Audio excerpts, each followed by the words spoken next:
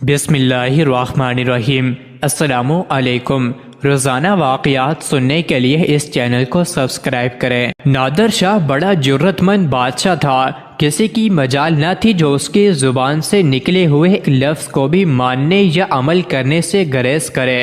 عام دربار لگایا کرتا تھا جہاں مملکت کے ہر چھوٹے بڑے کو آنے کی عام اجازت تھی۔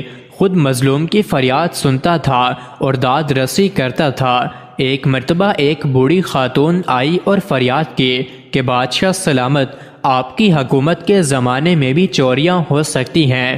مجھے غریب کو چوروں نے لوٹ لیا ہے۔ میں ایک گٹھڑی میں اپنا سب کچھ باندھے سفر کر رہی تھی۔ راستہ سنسان تھا، نہ آدم زاد۔ چور آئے اور میری گٹھڑی مجھ سے چھین کر فرار ہو گئے۔ میری فریاد سن لیجئے اور انصاف کیجئے۔ میرا مال مجھے واپس ملنا چاہیے، وگرنہ میں قیامت کے دن آپ کا دامن پکڑ کر رب العزت کی بارگاہ میں فریاد کروں گی کہ بادشاہ نے مجھ سے انصاف نہیں کیا تھا۔ بڑھیا کی فریاد سن کر بادشاہ کو جلال آ گیا۔ پوچھا کہ خاتون، کوئی گواہ ہے؟ بڑھیا نے جواب دیا کہ وہاں کون تھا جسے میں گواہ بنا کر پیش کروں؟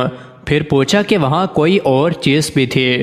بڑھیا نے کہا کہ ایک بڑا سا درخت وہاں تھا۔ یہ سن کر بادشاہ نے جلادوں کو حکم دیا کہ جاؤ اور اس درخت کو 100 کوڑے مارو اور بلند آواز سے کہو کہ اس بڑھیا کا مال واپس کر دو۔ سارے درباری حیران تھے کہ یہ کیسا حکم ہے، بھلا درخت کہاں سے مال واپس کرے گا؟ لیکن نادر شاہ کا حکم تھا، کون دم مار سکتا تھا؟ جلادوں نے حکم شاہی کی تعمیل میں درخت کو کوڑے مارنے شروع کر دیے۔ 2-4 روز ہی ہوئے تھے کہ یہ خبر اڑتے اڑتے چوروں کے کانوں تک جا پہنچی۔ سوچنے لگے اگر ہم پکڑے گئے تو ہمارا حشر کیا ہوگا۔ پھر رات کے وقت بڑھیا کا سارا مال اکٹھا کیا، ویسے ہی گٹھڑی باندھی اور درخت کے نیچے چھوڑ آئے۔ صبح جلادوں نے دیکھا کہ ایک گٹھڑی رکھی ہوئی ہے۔ انہوں نے گٹھڑی اٹھائی اور بادشاہ کے حضور پیش کر دی۔ نادر شاہ نے بڑھیا کو طلب کیا اور کہا کہ خاتون، اپنا سامان دیکھ لو، کوئی چیز کم تو نہیں ہے؟ بڑھیا نے سامان دیکھ کر کہا حضور، سارا سامان موجود ہے، کوئی چیز بھی کم نہیں، اللہ آپ کی عمر دراز کرے۔ نادر شاہ نے مسکرا کر کہا کہ نادر کو معلوم تھا کہ اس بڑھیا کا سامان ضرور ملے گا۔ ایک صالح شخص پر تنگ دستی کے دن آ گئے اور ان کے پاس ایک بکری کے سوا اور کچھ نہ رہا۔ ان کی بیوی بڑی نیک پاک باز اور سخی تھی۔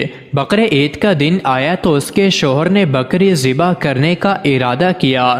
بیوی نے کہا، ہم کو قربانی نہ کرنے کی رخصت ہے، یعنی ہم پر قربانی واجب نہیں۔ شوہر باز نہ رہا۔ اس کے چند روز کے بعد ان کے گھر ایک مہمان آیا۔ بیوی نے شوہر سے کہا کہ مہمان کے لیے بکری ذبح کر ڈالو۔ شوہر نے اس خیال سے کہ بچوں کو ناگوار نہ گزرے گھر سے باہر لے جا کے بکری ذبح کی۔ عورت نے گھر میں بیٹھے بیٹھے جو اوپر سر اٹھایا تو کیا دیکھتی ہے کہ بکری دیوار پر پھر رہی ہے، یہاں تک کہ وہ نیچے اتر کے اس کے پاس آ گئی۔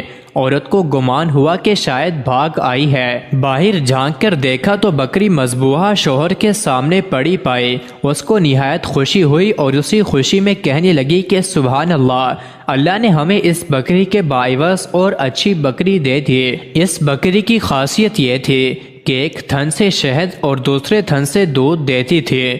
مزید ایسی ہی ویڈیوز کے لیے چینل کو ضرور سبسکرائب کریں۔